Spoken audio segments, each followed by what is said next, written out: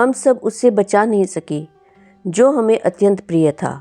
उसका साहस और बलिदान भारत के युवाओं के लिए प्रेरणा बन चुका है। भारत अपने प्रिय बच्चों को फांसी के फंदे से नहीं बचा सका। जवाहरलाल नेहरू ने भगत सिंह की फांसी के बाद कहे थे ये शब्द। उन्होंने कहा, अब पूरे देश में शोक मनाया जाएगा, हड़तालें होंगी और हर जगह मातमी जुलूस निकलेंगे।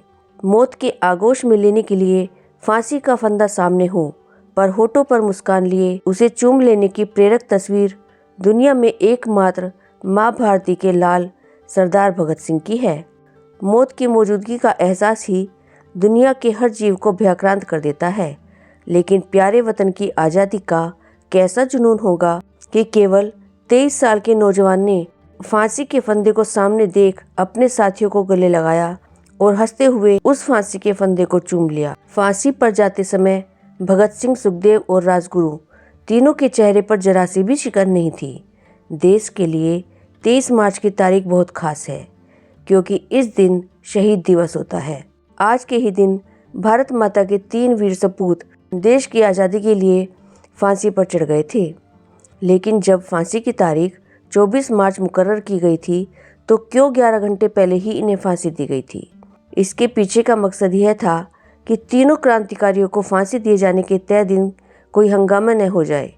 अंग्रेजी हुकूमत देश भर में उठ रहे विरोध के स्वर और प्रदर्शन से डरी हुई थी। हालांकि सजा पर अमल किए जाने वाली यह रातें पूरे देश के लिए उनिंदी रातें थी, जबकि दूसरी तरफ भगत सिंह, राजगुरु और सुखदेव को किसी तरह की कोई चिंता नहीं थी। सरदार भगत सिंह की भतीजी वीरेंद्र सिंधु के अनुसार फांसी वाले दिन परिवार के लोग अंतिम मुलाकात के लिए आए। सिंधु ने परिवार से 3 मार्च 1931 की आखिरी मुलाकात को शब्दों में पिरोया है।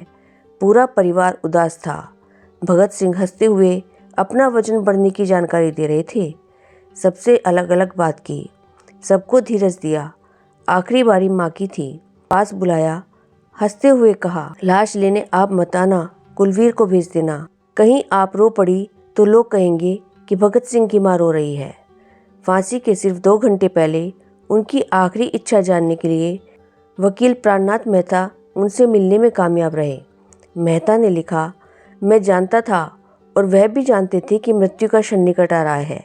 इसके बावजूद मैंने उन्हें प्रसन्न मुद्रा में पाया। उनके चेहरे पर रौनक ज्यों की त्यों थी और जब मैं पहुंचा तो वह पिंजरे में बंद शेर की तरह टहल रहे थे। मेहता ने पूछा, कैसा महसूस कर रहे हो? भगत सिंह बोले, हमेशा की तरह खुश। तो मैंने पूछा कि कोई आखिरी इच्छा? हाँ, मैं इसी देश में फिर से जन्म लेना चाहूँगा ताकि मैं उसकी फिर से सेवा कर सकूँ। अगर मैं आज फांसी के फंदे से बच गया तो क्रांति का निशान मध्यम पड़ जाएगा या शायद मिट ही जाए, लेकिन मेरे दिलेराना ढंग से हंसते हंसते फांसी पाने की सूरत में भारतीय माताएं अपने बच्चों को भगत सिंह बनने की आरजू करेंगी और देश के लिए बलिदान करने वालों की तादाद इतनी बढ़ जाएगी कि क्रांति को रोकना साम्राज्यवाद की संपूर्ण शैतानी ताकतों के वश की बात नहीं रहेगी। 23 मार्च 1931 को शाम 7:33 पर गुपचुप तरीके से भगत सिंह, राजगुरु और सुखदेव को फांसी दे दी गई। लाहौर सेंट्रल जेल में दिनांक 23 मार्च 1931 के दिन का आरंभ बड़ा ही सामान्य था, लेकिन यह दिन तब तक ही सामान्य रहा जब तक वार्डन चरत सिंह ने आकर जेल के सभी कैदियों से 4 बजे ही अपनी अपनी कोठरियों में चले जाने को नहीं कह दिया और उन्होंने आदेश देते हुए यही कहा कि यह आदेश ऊपर से आया है। अभी सभी कैदी इस विषय पर सोच ही रहे थे कि जेल का नाई बरकत वहां के कमरों के सामने से बुदबुदाते हुए निकला।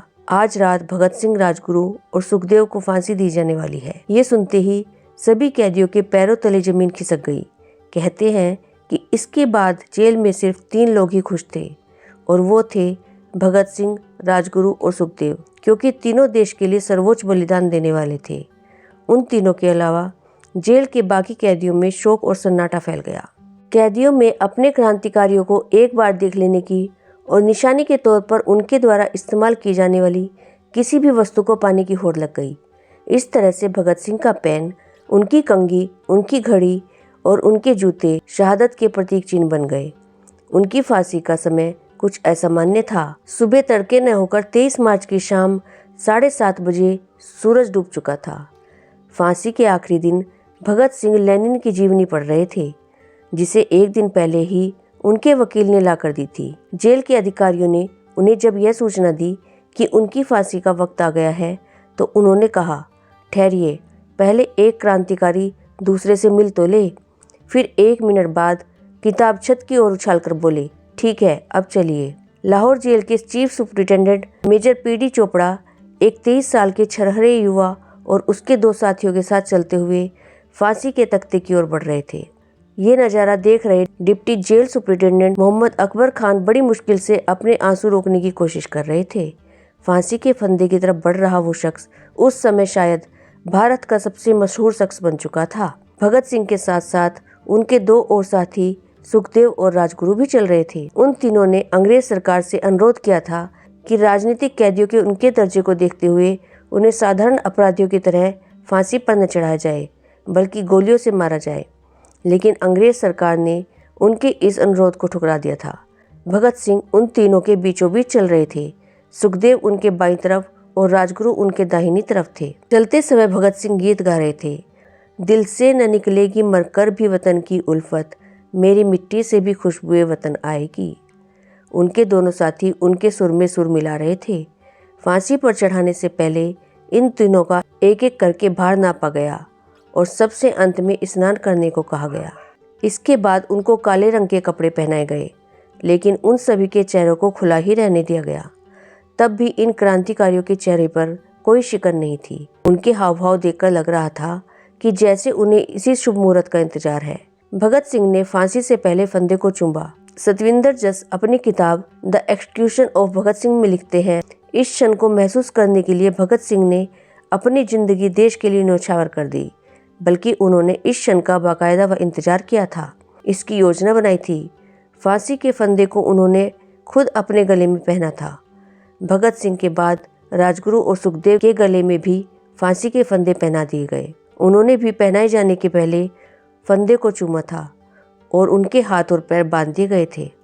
फांसी के समय जो कुछ आधिकारिक लोग शामिल थे, उनमें यूरोप के डिप्टी कमिश्नर भी शामिल थे। जितेंद्र सान्याल की लिखी किताब भगत सिंह के अनुसार ठीक फांसी पर चढ़ने के पहले के वक्त भगत सिंह ने उनसे कहा, मजिस्ट्रेट साहब, आप बेहद भाग्यशाली हैं कि आपको यह देखने को मिल रहा है कि भारत के क्रांतिकारी किस तरह अपने देश के लिए फांसी पर झूल जाते हैं। भगत सिंह को फांसी देने वाले जल्लाद का नाम मसीह था। इन तीनों क्रांतिकारियों के फांसी के तख्ते पर पहुंचते ही जेल सरफरोशी की तमन्ना हमारे दिल में है, इंकलाब जिंदाबाद और हिंदुस्तान आजाद हो जैसे नारों की गूंज से भर गई थी। जल्लाद ने पूछा था कि पहले कौन जाएगा। सुखदेव ने जवाब दिया था, मैं सबसे पहले जाऊंगा। जल्लाद ने एक के बाद एक 3 बार फांसी का फंदा खींचा था। तीनों के शरीर बहुत देर तक फांसी के फंदे पर लटक रहे थे। इसके बाद वहां मौजूद डॉक्टरों ने उन्हें मृत घोषित कर दिया था। वहां मौजूद एक जेल अफसर इन युवा क्रांतिकारियों के साहस से इतना प्रभावित हुआ था कि उसने उनके मृतक शरीर को पहचानने से इनकार कर दिया था। उसको तत्काल सस्पेंड कर दिया गया था। इसके अलावा जब भगत सिंह को फांसी दी जा रही थी, तब लाहौर जेल के उस समय deputy jail superintendent Mohammad Akbar Khan और उनके 2 जूनियर्स की आंखों में आंसू आ गए थे, जिसके बाद उन्हें अंग्रेजी सरकार ने सस्पेंड कर दिया था। इससे आप अंदाजा लगा सकते हैं कि अंग्रेज भगत सिंह से कितनी नफरत करते थे। भगत सिंह को फांसी के बाद जो डेथ सर्टिफिकेट जारी हुआ था, उसमें लिखा था कि भगत सिंह को जो मौत की सजा सुनाई गई थी, उसका पूरी तरह से पालन हुआ है। उनका शरीर पूरे 1 घंटे तक फांसी के फंदे से लटकता रहा और उनके पार्थिव शरीर को तब तक नहीं उतारा गया जब तक ये सुनिश्चित नहीं हो गया कि उनकी मृत्यु हो चुकी है। भारत के ये 3 बेटे हंसते हंसते फांसी के तख्ते पर चढ़ गए, देश प्रेम के गीत गाते हुए। भगत सिंह, सुखदेव और राजगुरु ने मृत्यु का स्वागत किया था, अपनी शहादत को क्रांति की आग बना दिया था। जैसे ही गांधी की ट्रेन कराची स्टेशन पहुंची, प्रदर्शनकारियों ने उनके हाथ में विरोध जताने के लिए काले फूल पकड़ा दिए। उन पर आरोप लगे कि उन्होंने भारत के भविष्य के बारे में होने वाली बातचीत में लॉर्ड इरविन के सामने भगत सिंह को फांसी न दिए जाने की शर्त नहीं रखी। गांधी जी ने 21 और 22 मार्च को इरविन से भेंट की। आखिरी भेंट में विचार की कुछ उम्मीद दिखने पर 23 मार्च 1931 की सुबह उन्होंने इरविन को एक पत्र लिखा। ये वही तारीख थी जिस शाम भगत सिंह, सुखदेव और राजगुरु को फांसी दी गई। लेकिन भगत सिंह, सुखदेव, राजगुरु को नहीं चाहिए था रहम। गांधी जी से शिकायतों के अलावा बड़ा सवाल सरदार भगत सिंह और उनकी सोच से जुड़ा हुआ है। सेंट्रल असेंबली में बम फोड़ने के बाद उन्होंने भागने की जगह गिरफ्तारी दी, मुकदमे में बचाव की जगह सॉन्डर्स की हत्या की जिम्मेदारी ली और कारण बताए। अंजाम उन्हें पता था। ऐसे भगत सिंह फांसी की सजा सुनाए जाने के बाद क्या अंग्रेजों की किसी मेहरबानी के कायल होते? बलिदान के लिए खुशी खुशी तैयार भगत सिंह ने पिता सरदार किशन सिंह को प्रीवी काउंसिल में अपील से रोका था। माँ विद्यावती ने बिना उन्हें बताए वायसराय के यहाँ फांसी रद्द करने की दरखास्त दी। सजा टालने की कोशिशों से सरदार भगत सिंह बेचैन थे। मौत के मुहाने खड़े भगत सिंह क्या चाहते थे, यह बताता है उनका 20 मार्च 1931 का पंजाब के गवर्नर को लिखा यह खत। उन्होंने ब्रिटिश हुकूमत को लिखा, जब तुमने हमें मौत के घाट उतारने का निश्चय कर ही लिया है तो तुम निश्चय ही ऐसा करोगे। तुम्हारे हाथ में शक्ति है और संसार में शक्ति ही सबसे बड़ा औचित्य है। हम जानते हैं कि जिसकी लाठी उसी की भैंस की कहावत ही तुम्हारा मार्गदर्शन करती है।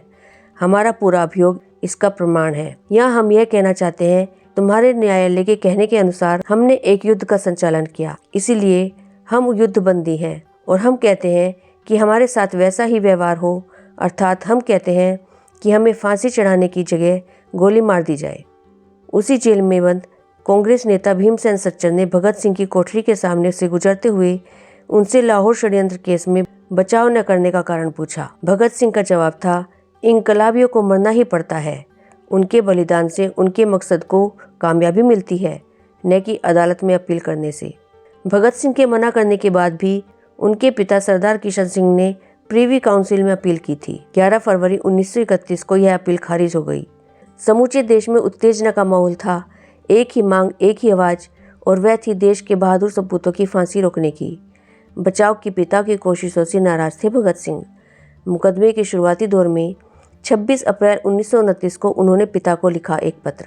उन्होंने लिखा, लगभग 1 महीने में सारा नाटक समाप्त हो जाएगा, ज़्यादा परेशान होने की जरूरत नहीं है। भगत सिंह और उनके साथियों ने लिखा कि हम इस मुकदमे की कार्यवाही में किसी भी प्रकार से भाग नहीं लेना चाहते। अंग्रेज न्यायालय जो शोषण के पुर्जे हैं न्याय नहीं दे सकते। हम जानते हैं कि ये न्यायालय सिवाय ढकोसले के और कुछ नहीं है। 30 सितंबर 1931 को भगत सिंह के पिता सरदार किशन सिंह, जो स्वयं आज़ादी की लड़ाई में जेल जाते रहे थे, उन्होंने ट्रिब्यून में अर्जी पेश करके बचाव के अवसर की मांग की। भगत सिंह ने 4 अक्टूबर 1930 को अपने पिता को एक पत्र लिखा, जिसमें उन्होंने लिखा कि मुझे यह जानकर हैरानी हुई कि आपने मेरे बचाव के लिए स्पेशल ट्रिब्यून में अर्जी भेजी है। यह खबर इतनी यातनामय है कि मैं इसे खामोशी से बर्दाश्त नहीं कर सकता। आपका पुत्र होने के नाते मैं आपकी भावनाओं का सम्मान करता हूँ। पिताजी, मैं बहुत दुख अनुभव कर रहा हूँ। मुझे भय है आपके इस कार्य की निंदा करते हुए मैं कहीं सभ्यता की सीमाएं न लांघ जाऊँ और मेरे शब्द ज़्यादा सख्त न हो जाएं, लेकिन स्पष्ट शब्दों में मैं अपनी बात अवश्य कहूँगा। यदि कोई अन्य व्यक्ति मुझसे यह ऐसा व्यवहार करता तो मैं इसे गद्दारी से कम नहीं मानता। आपके संदर्भ में मैं इतना ही कहूँगा कि यह एक कमजोरी है, निचले स्तर की कमजोरी। भगत सिंह ने पत्र में लिखा, आपका बेटा होने के नाते मैं आपकी पैतृक भावनाओं और इच्छाओं का पूरा सम्मान करता हूँ, लेकिन इसके बावजूद मैं समझता हूँ कि आपको मेरे साथ सलाह मशवरा किए बिना ऐसे आवेदन देने का कोई अधिकार नहीं था। मैंने कभी भी अपना बचाव करने की इच्छा प्रकट नहीं की और न ही मैंने इस पर कभी संजीदगी से गौर किया है। पत्र के अंत में भगत सिंह ने लिखा, सबको असलियत पता चले इसलिए मेरी ये चिट्ठी जल्द से जल्द प्रकाशित करवा दीजिए।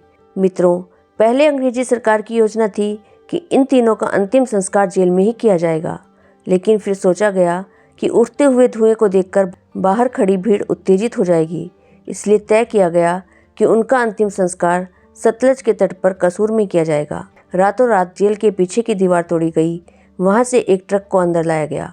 अंग्रेजों ने पहले उनके मृत शरीर के टुकड़े किए, फिर इसे बोरियों में भरकर इनके पार्थिव शरीर को घसीटते हुए ले जाकर उन ट्रकों में फेंक दिया। फिरोजपुर की ओर ले गए, जहाँ मिट्टी का तेल डालकर इनको जलाया जाने लगा। गांव के लोगों ने आग जलती हुई देखी तो करीब आए। इससे डरकर अंग्रेजों ने इनकी लाश के अधजले टुकड़े सतलज नदी में फेंक दिए और वहां से भाग गए। गांव वाले पानी के अंदर घुस गए। उन्होंने अधजले शरीर के टुकड़ों को पानी से निकाला और फिर ढंग से उनका अंतिम संस्कार किया। फांसी दिए जाने के अगले दिन पूरे लाहौर में हड़ताल रखी गई। उनकी याद में नीला गुंबद से एक शोक जुलूस निकाला गया। ये जगह उस जगह के बहुत पास थी जहाँ सॉन्डर्स को गोली मारी गई थी। हजारों हिंदू, मुस्लिम और सिख 3 मील लंबे जुलूस का हिस्सा बने।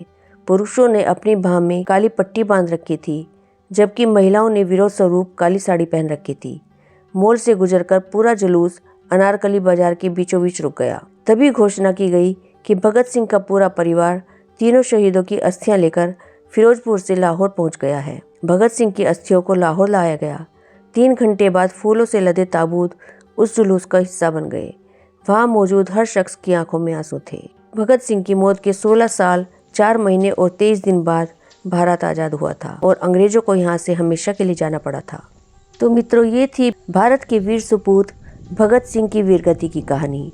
आज भगत सिंह जिंदा नहीं है, लेकिन उनकी वीरगति, साहस और शौर्य की कहानी हर भारतीय के दिल में जिंदा है। मित्रों, आशा करती हूँ कि आज की इस वीडियो से आपको काफ़ी कुछ जानकारी मिली होगी। यदि यह वीडियो आपको अच्छा लगा है तो इसे लाइक शेयर जरूर कीजिएगा, और यदि आप भी अपने देश से प्यार करते हैं तो कमेंट बॉक्स में जय हिंद अवश्य लिखिएगा, और आपके अपने चैनल वर्ड्स ट्रेजर को सब्सक्राइब कर लीजिएगा। Thank you.